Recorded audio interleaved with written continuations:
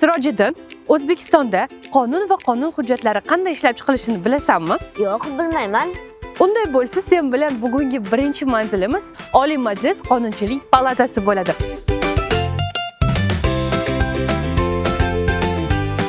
O'zbekiston Respublikasi Oliy Majlisi Qonunchilik palatasi 150 deputatdan iborat va ular Sirojiddin necha yilga saylanishadi?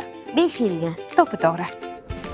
Ushbu monitorda Qonunchilik palatasining bir kunlik rejasi bo'lar ekan. Fraksiya yig'ilishlari qaysi zalda soat nechida bo'lishi haqida ma'lumot olish mumkin ekan.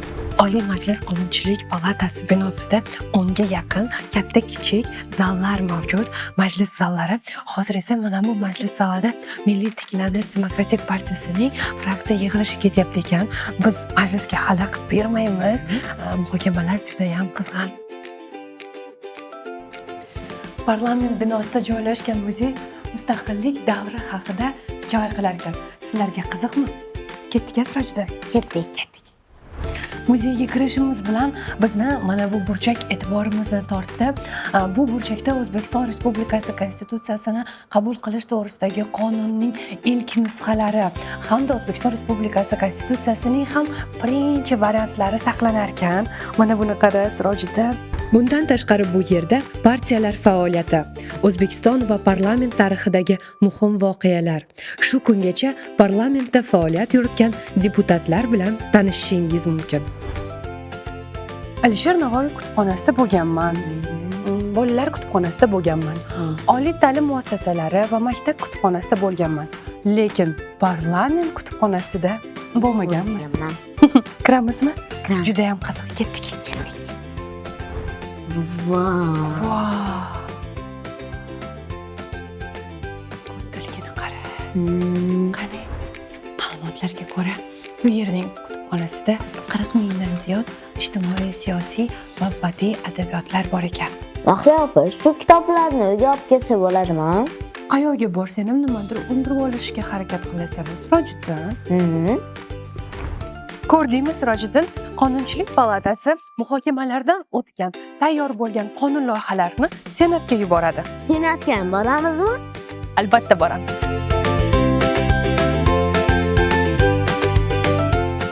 Hozir esa Sirojiddin, Senat bilan tanishamiz. Senga bu qiziqmi? Ha, bu menga qiziq. Bilasanmi, Sirojiddin, menimcha bu butun O'zbekiston o'quvchilariga qiziq. Chunki biz o'quvchi bo'lgan paytlar bunday kontentlar bo'lmagan. Ketdikmi? Ketdik.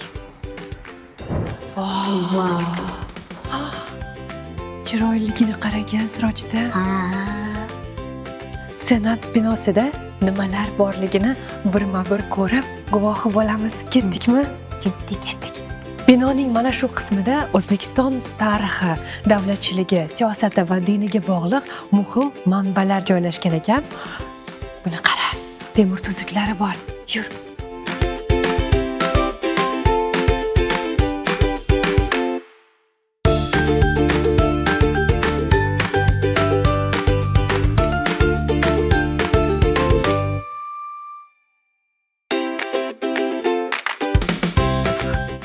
Sirojiddin, bu binodagi yalpi majlislar o'tkaziladigan zal. Zo'r ekan-a? Juda ham chiroyli. Mahla opa, bir narsa aytaymi? Men ham katta bo'lsam senator bo'lib, shu yerlarda ishlamoqchiman. Yaxshi o'qisang, albatta niyatingga yetasan, Sirojiddin. Sirojiddin, bu majlislar zalida O'zbekiston Respublikasi qonun hujjatlari ko'rib chiqiladi va tasdiqlanadi. Senat tarkibi 65 ta deputatdan iborat. 14 ta ma'muriy hududiy birlikdan jami 56 nafar senator saylanadi. 9 nafar senator prezident tomonidan tayinlanadi. Hozir mana bu yerda turli davlatlardan keltirilgan maxsus sovg'alar bor. Hozir ularni ko'rib Sirojiddin bilan ko'zimiz quvnayapti. Ular bir-biridan chiroyli.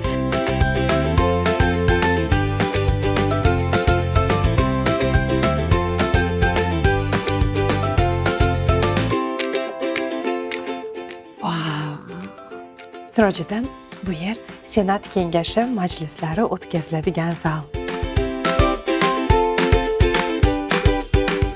Bu yer esa Sirojiddin qo'mita majlislari o'tkaziladigan zal. Kel kutiramiz. Ha.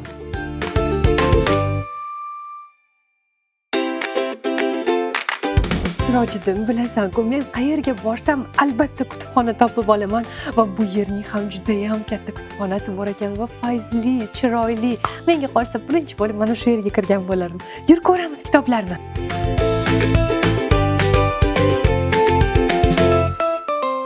Mahliyo opa, bu yerda qancha kitob bor? Yaxshi savol.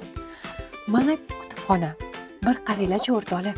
Bu yoqda nechta kitob bo'lishi mumkin? Taxmin qilib ko'ringlar.